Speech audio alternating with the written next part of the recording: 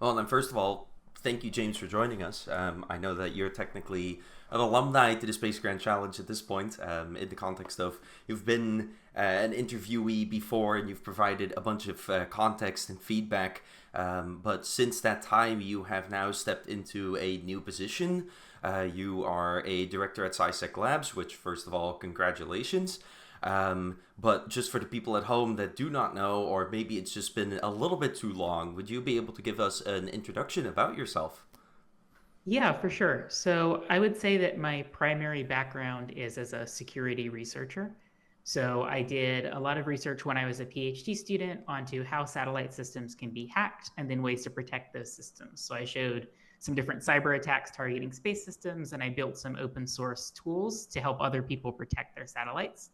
And since then, I've done a lot of different jobs. I've worked at the Pentagon, I've worked at the State Department, and right now I'm helping build a research and development program that is focused on coming up with new tools that people can use to protect space missions. Awesome.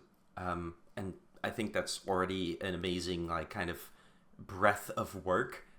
Right? You studied at Oxford, if I'm correct. And then Yep, that's now right. you've worked at, well, realistically, just a bunch of different places. I feel like the second you say Pentagon to anybody listening, you're going to go ahead and get a bunch of listeners here. So, first of all, I will go ahead and say I am very interested. Um, but I'm hoping to kind of just walk through a little bit of that today. So, for the listeners who also may not have heard of SciSec before or SciSec Labs, how would you describe what they do and what you do within their system? Yeah, so SciSec is a tech startup. So it's a very small company that's focused on building new technologies. And specifically, SciSec is focused on securing the space internet. So, this idea that the next generation of the internet will not just be devices on the ground, but will make use of satellites and devices in orbit for things like even like direct to your cell phone. So, future cell phones are likely to get 5G connectivity from satellites in orbit in certain regions of the world where it's expensive or difficult to install antennas. And SciSec's mission is to be sure that those connections perform reliably and in a secure way. So we do a lot of work on improving the quality of the network protocols that take data and send it across your satellite links. I think that's probably the company's bread and butter, is Mm-hmm. thinking about that infrastructure security. And my job is to help with some of the research questions. So this is an area where it's not just like, oh, we need to write more code that does something different, but there's some very specific topics in space communications where nobody knows the answer yet, especially related to like designing protocols for sending signals really long distances, or in situations where signals can be messed up by physical effects like weather or radiation, or by the transit path they take, like bouncing between a bunch of satellites.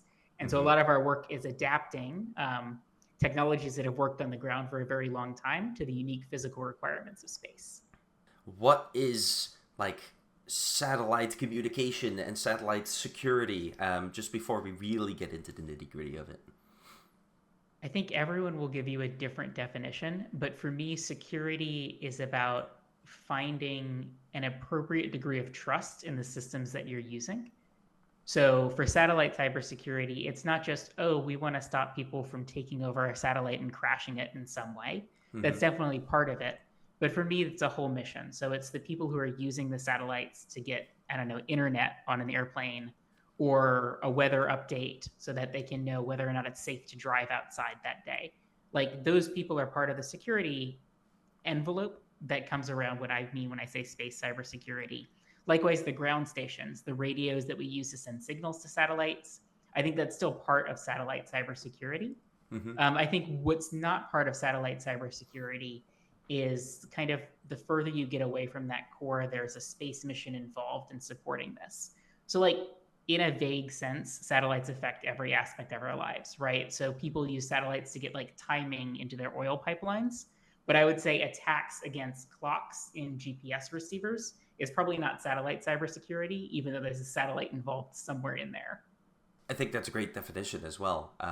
I definitely never thought about it like that, so that's actually a good way of pointing it, or painting that as well.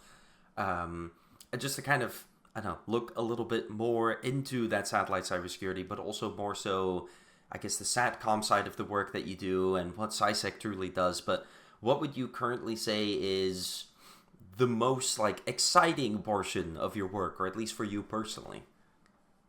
I think the most exciting thing about working in the space cybersecurity field is that there aren't answers yet, and we have a chance to get things right. A lot of cybersecurity is we've done something terribly wrong, Hmm. and we need to figure out how to fix it. So there's a bug in a system design, or there's like a fundamental insecurity in how we build computers.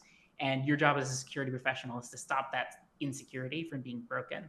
With space, we functionally don't have a lot of space today compared to what we would expect to see in 20 or 30 years. And so it's this very greenfield environment where you get to invent the future. You get to say, how should the first data center on the moon look? How should it work? Hmm. And whatever you say has a really good chance of becoming part of that design down the line, especially as a researcher or an academic or someone who's publishing protocols or tools. It's just a space where you can really shape the future much more tangibly. It feels proactive rather than reactive. And I think that's a Okay. very rare niche in cybersecurity. But on top of that, what is something else where you're like, oh, okay, maybe a cool story moment where you thought, I can't believe that this is my job. I want to do this for the rest of my life.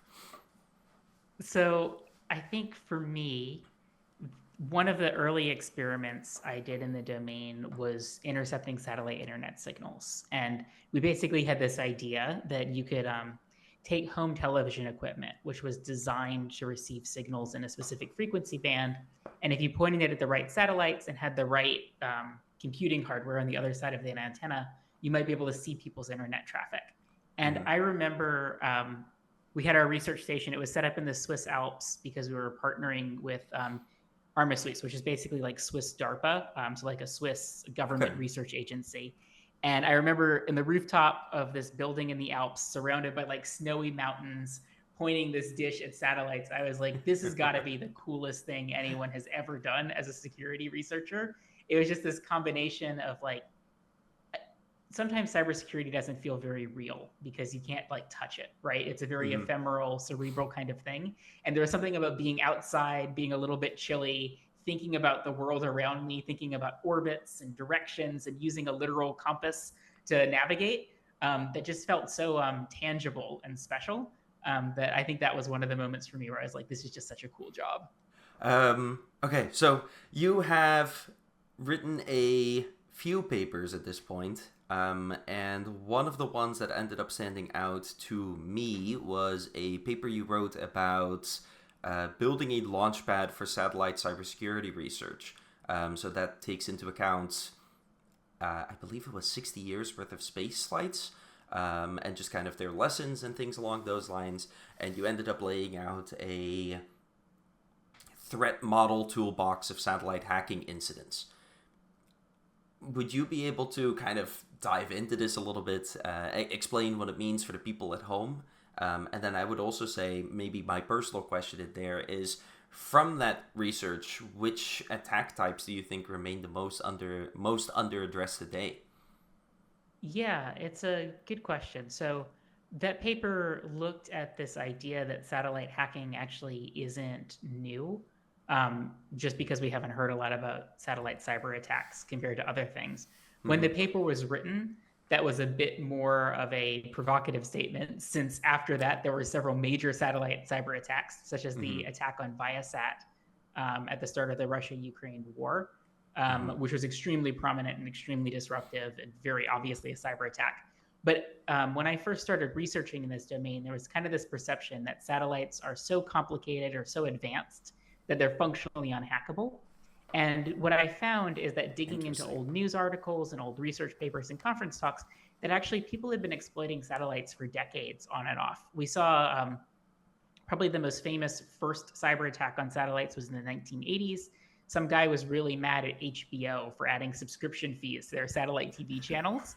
And so he hijacked their signal and sent his own like protest message over Oh, no way. HBO's satellite transponders. And people in Florida turned on their televisions and got this message from Captain Midnight, instead of the actual TV show they were expecting to watch.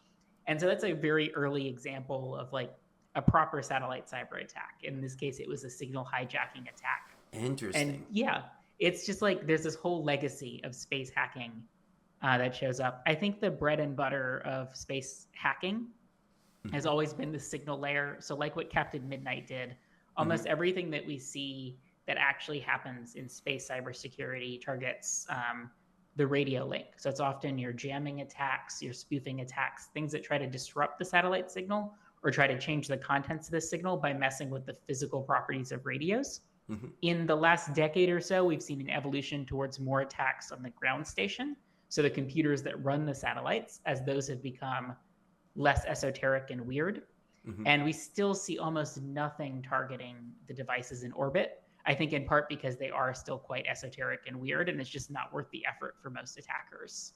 And then just to kind of change pace a little bit, what we're here for today, the Space Grand Challenge, it's all about kind of learning by doing and potentially actually showing somebody what it physically could look like and moving forward with that. So maybe it's still a little bit related to the last question, but from your perspective as well, what makes this type of competition, this Space Grand Challenge, so valuable for students playing today?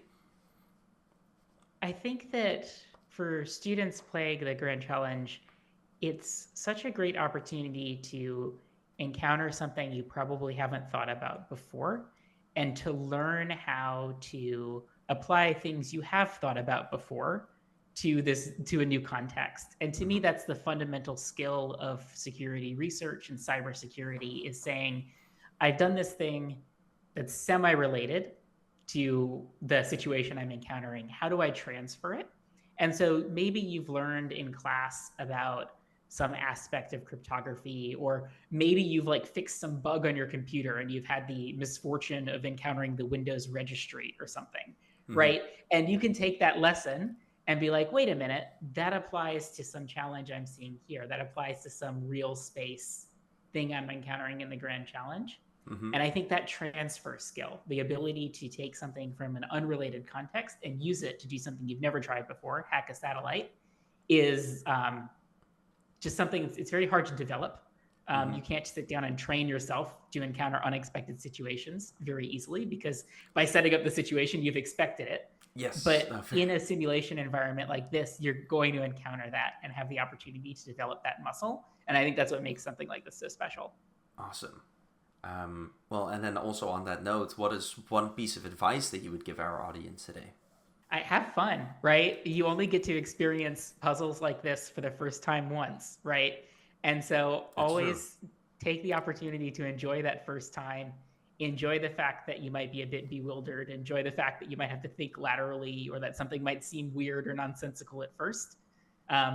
It all makes sense at the end, but once it all makes sense, you don't have that experience of bewilderment again. So embrace it even when it's frustrating. No, I just have fun, enjoy the challenge, and yeah, welcome to space. Well, James, thank you so much. We appreciate your time. I think this was an amazing interview here today, so I do really appreciate it, and thank you so much. Of course, anytime.